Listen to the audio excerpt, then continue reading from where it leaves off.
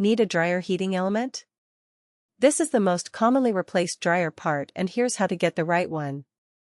What it looks like: the heating element is a coil of resistance wire inside a metal housing. On most dryers, it's a rectangular metal can containing the coil. The entire assembly is replaced as one unit.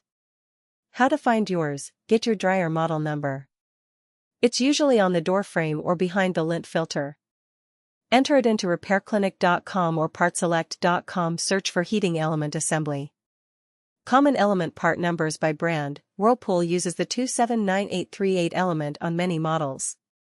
Samsung uses DC47 series parts.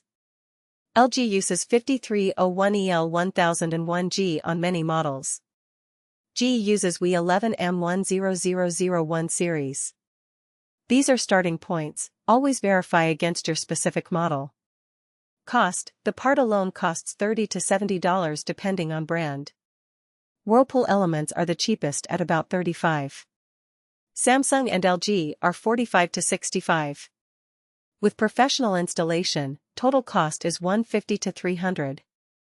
Can you DIY?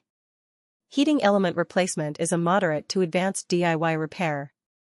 You need to open the dryer cabinet, disconnect wiring, remove the old element, and install the new one. If you're comfortable with basic tools and disconnecting electrical wires, it's doable. If not, call a tech. Always test the thermal fuse when replacing the element. If the element burned out due to a clogged vent, the fuse may have blown too. Dryer heating elements in stock: Port St. Lucie, Stewart, Fort Pierce, Jensen Beach.